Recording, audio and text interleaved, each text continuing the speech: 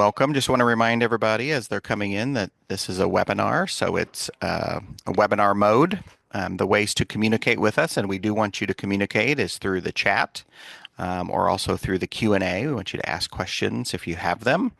And we'll have a Q&A section at the end, but feel free to put those questions out as you think of them. And if it's appropriate, we'll interrupt and maybe answer the question in the moment. But we'll also have a Q&A at the end if you're still kind of processing as we go through this. Kayla and Kathy, I assume you can see my screen? We can. Everything looks good. Awesome. I can. Do you see something in the middle of the screen right now? Yeah, the first page of your PowerPoint. Okay, great. Not the webinar chat button window. I wanted to make sure. I didn't think you guys could. Okay, well, let's get started. We're here to talk about our Creative Space Activation Grant, which this will be the fourth year that we have done this. And I would say every year the winner has done something different or unique. So we love this grant because it's very interactive. Not only is there a typical grant application, but there's also a pitch party at our state conference at the ShowMe Bash where you have to sell your idea to the group, to the audience. We're changing it up a little bit where we had judges in previous years at the pitch party. We're going to do total audience participation this year with selecting the winner. So we'll talk about that in just a second. But first, let's talk about some of those past winners. And I think, Kayla, you're gonna take this part. Yeah. So in 2022, as Keith said, was our first year that we kicked this off. And again, we just want to do a great shout out to Missouri Arts, MAC. They just have embraced this program and helped us along to create this grant. So without them, we wouldn't be able to do this. And so they have been a great partner in many of our Main Street communities. So if you're not applying for MAC grants, please look into those. But we apply. This year is going to be a little bit different how we put that relationship together and build the money to do this. But our very first applicant that we gave out was to Delmar Main Street. So Delmar Main Street is one of our urban pilot programs that we started in St. Louis, and they had this building, or they do have this building in downtown that we should have a picture of this iconic. I mean, it is just, what did Randy call it? Randy Wilson, our architect guy, called it Jurassic Park building? the Batman building because Batman, it's very Batman building. Art Deco, very dark looking. Yeah, but it's Yes. a very Yeah. unique building, iconic Oh building. my goodness. Not another building that I've ever seen looks like this building. It's just an amazing building. And so one of the things that Delmar Main Street wanted to do was embrace that building because it needed help. Kind of a property owner that had let it go down. And so they decided to do art exhibits on the building. And so they actually brought in different artists, they made application, they went through this whole process Yep. of showcasing local art on this building. So you didn't look at the building and go, ugh. You looked at the building and went, wow, that is a cool building, and look at this great art and the possibilities to do what we can do with this building. Well, and then they added So on to it. They had a three-dimensional where if you took your phone using an app and went over the artwork, you would see the artists and other things about the piece and how they created it. So had added an interactive portion to it also to give it a little bit more life. yeah, and so they keep expanding this project, which is phenomenal in the district. So it wasn't a one-time grant, and then they walked away from this. And then the next one was Liberty. Yep. And so Liberty wanted to do a creative space, walkways, really encouraging the city to do some planning and that it needed to be a safer area. Do a And road so they diet. a road diet is right. And so they did these different programs with actually local schools, volunteers of the community, just to show people in the city how you could activate this side of the street and still calm the traffic at the same time. And then they were able to put together a huge grant with the city that they did, and they're actually did a lot of these programs that they're not temporary anymore. They're there to stay. Yep. Um, so it was a really fun way for the community to get involved. Also, what was really great about this is that when the discussion started happening about this road diet, because they had done this temporary road diet and got people involved in the community, there wasn't the people at City Hall going, no, we can't do that, then I won't be Mhm. able to get to work on time, or I won't be able to leave the community. And so what was great about this is they got the community involved before anything really happened. And so they were able to see that it really will work. Mhm. And so it was just a great project also. Yep, tested it out. And like Gayla said, they have tons of partners as an organization anyway, but they engage those partners in this project, not only high school and grade school folks, but other organizational partners to make this happen. You can see in the bottom right, even brought in food trucks and just really showed that by taking out one lane of this road, that traffic still moved through. But we made a safer place because their district is expanding. If you look at the top three pictures on the right side, is part of their district, but it feels very disconnected because of this road. But by creating this road diet, it made a safer environment to cross that road to get to some of those other businesses on the other side. So as you can see, this is a placemaking grant of how to activate space within your district. And so we have one more example. This is the one is currently in progress.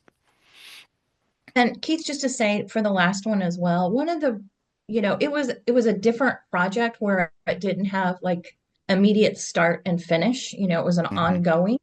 But the reason that one of the major reasons that this project stood out to the judges, and I think also to even the audience participation on this one, was all the partners that they showcased Yep. in their presentation. So Yep. keep that in mind as we start going through, how do you come up with a great project that is going to stand above all the others? Yeah, and the same with this one, with Del Mar. They are very much a collaborative organization already, and even their process of selecting artists was a collaborative effort. So engage others, include others as you're doing your application and thinking about how you're going to implement it. All right. So, as Keith said, this is Brookfield. And so Brookfield took this vacant space and turned it into a pocket park. They're in the middle of their Mhm. project right now. Winter And weather has delayed them, but they still have until the end of June to complete their project. yeah, and so they removed a giant dying tree for one. And then they put up the mural. That was, I guess, in October or November, they got the mural up. Just beautiful. We don't have a picture of the before, but this is a tremendous, it was just an ugly space, unutilized. There was an old sign fallen down that they removed in this area. And so now they're working on building it out to have space for people to set, rest. They're Mhm. hoping for it to be a picturesque place where people come and want to take pictures and graduation pictures and all those kind of things, but Yep. also some small event sections can happen within this space. And um, they put on a show. If you guys were there at state conference last year, at this pitch party, oh my goodness, they did a phenomenal job showcasing this to the audience. Actually, they made With us this, change our application process. they made us change our application. Yes. I shouldn't say they didn't make us. They caused us No. to change Right, our right. To application to process. review the process because we narrow it down, which we'll talk about some more. But we may have several applicants. We narrow it down to three for that evening. But so anyway, just phenomenal projects. They continue on, which is great. Mhm. A small investment from MMSE and Missouri Arts Council for a long-term return on investment in these communities. Yeah, it's a lot of fun to watch this process take place. Not only the application and then the pitch party, but then to see them implemented in their communities. It's always great, great, wonderful. So let's get into the actual application. And like we said earlier, this is a placemaking grant helping you bring vibrancy to your community. So think about that in your applications. What space or what activation can we do in our district? It could be on public property or private property, but you do have to, as part of the application, demonstrate that the owners of the property are willing to let this project take place, just because we want to make sure that it's feasible and that all parties have been contacted. So think about that. It's $10,000. We're going to give you $5,000 initially and then $5,000 at the completion of the project. But we give you some seed money to get started. We also want to make sure that the applications connect and create activity that encourages visitors or customers in the district. So think about that also. What's the economic impact of this project in our downtown district? The grant is open to any Missouri Main Street local program that's under an agreement and in good standing. So you have to be in compliance with that agreement with Missouri Main Street in order to win or to apply, also to win, and then to receive funds. So make sure that you're following all of the things that are in our annual agreement between Missouri Main Street and your local organization. Applications are due June 16th, so you have some time to put this application together. It's due by midnight. Finalists will be announced on June the 25th, which then allows you to create your, what we used to say was presentation, but this is the part that we have changed. It does have to be some sort of short skit to present this at the pitch party. There will be 3 finalists, as Gayla said earlier. 3 finalists will present at the ShowMe Bash on July 23rd. We're in St. Charles this year. Kathy's going to talk about the conference highlights at the end. It is a ticketed event, so you do have to purchase a ticket to be there. But that's where this pitch party takes place. And if you've been there before, you see how much fun and energy is in that room when these pitches are going on and the competition's taking place. And we've got some great locations in St. Charles where we're going to hold this. The winner, so judges we're going to use, we'll have judges determining the finalists, but the winner will be selected by audience participation at the pitch party. So think of ways to make your presentation engaging. All finalists must perform that skit at the pitch party. And once the finalists are chosen, we will share more information with you about how that takes place and the timing, how many minutes you have, and all that stuff will be shared with the finalists once those are announced. Following the selection of the grant winner, projects may start on August 15th following the signing of an agreement with us, at which time, of course, we'll get you that $5,000 in seed money when the agreement is signed. And then all projects do have to be completed by June 5th of 2026. Here's the scoring for the applications for the finalists. Clear demonstration of a need. So we want to make sure that this is something that the community, that the downtown has identified as a need within the district. Project durability for long term. We want to make sure that this is going to be a lasting project. Can the project be completed in 6 to 12 months? You have 12 months to complete it, but we want to make sure that it fits within that timeline. Project impact on district stakeholders, so the visibility of it and what measuring that impact, and then showcasing those strong partnerships, which we of course talked about in those previous winners. We do also look for creativity in displaying a sign acknowledging the partnership with Missouri Main Street on this project. So think about that in your application also. The applications are on Submittable.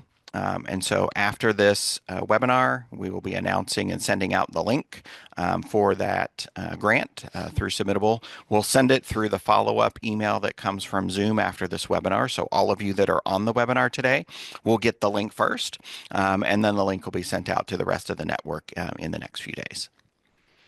It's easy, Submittable. We've switched to that. This is our second year using Submittable for all of our conference stuff. We've used it with other grant applications that we've had. I think the response has been that it is a very good system to use. There's accountability within it. You guys get a confirmation email when you hit the submit button, so you know that we've received everything. And so we're very happy with how it's working, and we hear from the field that local Main Street programs are very happy with how it works too. So but if at any time you have any questions pertaining to the application, my name is on there and my email address. Please feel free to reach out. I did want to mention back here on the agreement part, and this is in the application. If you're not sure you're under an agreement or in good standing, that's an email to Ben on our team. Again, his email address is in the application. If you're not sure, he can answer that question for you. Keith, I also wanted to mention to them that it's a very easy application. It When we is, yes. created this in 2022, really wanted something very simple for Hmm. you guys to apply for. So Yep. don't think, oh my gosh, this is another grant application. It's not. Right. It's very few questions. I Yep. mean, very, very few questions. Yep. Yep. And which actually brings up then Q&A.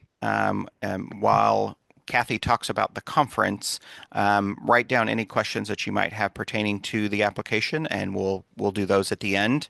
I will say somebody asked if this is recorded. Yes, it is. It's being recorded, and you will receive a link through the follow-up email that Zoom automatically sends out, but it will also be in our YouTube library with all of our other videos if you want to go look at those. But yes, it is being recorded, and you'll have access to it within a day or two. Also, I wanted to mention that Keith mentioned that you get $5,000 seed money. Once the project is finished is when you receive that other 5,000. So it is $10,000. Correct. Yep. Yep. Good point. All right. Kathy's going to share while you're typing up questions or thinking up questions. Again, be sure and put those in there. Kathy's going to do some highlights of the conference.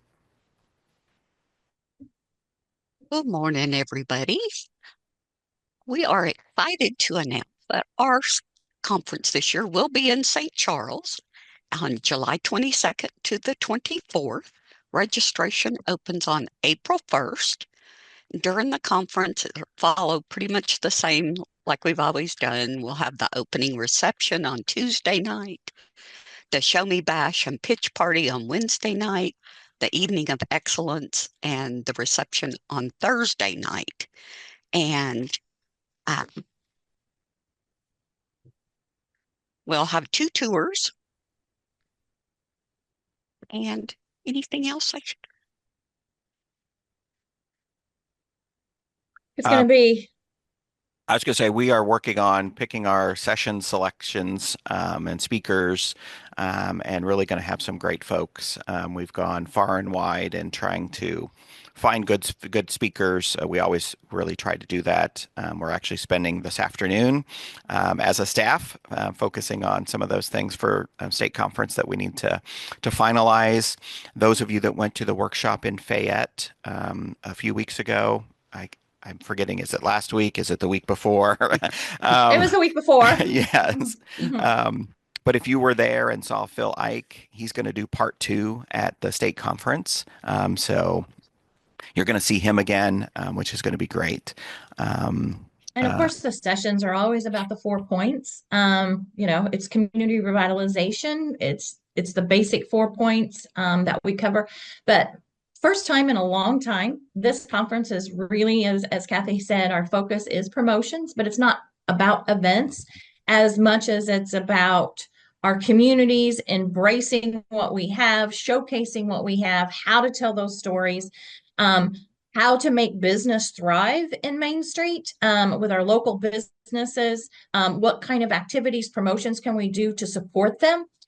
We do a lot, as you all know, on economic development, and we do a lot on design. We do a lot on that organizational structure, which we have to have for these promotion elements to be able to thrive. But this conference is really about showcasing Main Street. So it's going to have a little bit different twist in what you see and what you hear in the sessions. And it's going to be about embracing those promotional aspects of our districts and our communities. yeah, it's going to be fun. We're in St. Charles this year, as Kathy said. many of the events will take place in downtown St. Charles, which is an iconic downtown district, one of our newer Main Street programs, but has had an organization around for decades. And so just excited to be there. We'll be at the convention center, but a lot of things happening in the downtown district. Hotel will be Um, the Embassy Suites. All of this stuff will come live right after April 1st, that you can begin to make your hotel reservations and get registered. Yep. Yeah, you should start getting a save the date postcard in the mail if you're on our mailing list. So you'll start getting that, and then you'll get a more detailed flyer that will come out. And like Kathy said, registration will open on April 1st. I've already got a couple questions. So we talked about the recording. Yes, that'll be available. And then we had somebody who said, yes, the application is very simple. They've done it in the past. And they're already thinking about their skit. Their board thinks they're nuts, but they said, we're going to find That's the even rhythm. better. Yep, we're going to find the rhythm and we're going to make it happen. And somebody said they've already received our Save the Date postcard, so that's awesome too. Good, good, Yeah, good. that's great. We always like to know that they get to the intended audience. Exactly Oh, right. yep. Well, we'll give just another 30 seconds or so. If you've got a question, pop it in the chat or in the Q&A. But like Gayla said, this is a very easy application. We made it easy just because we want lots of applicants to send those in to us. And every year I wanted we to talk about it, do we need to tweak it a little bit? Are we getting the projects that we're looking for? And we are. And so we're keeping it as simple as we can, just so that the barrier to entry is really low.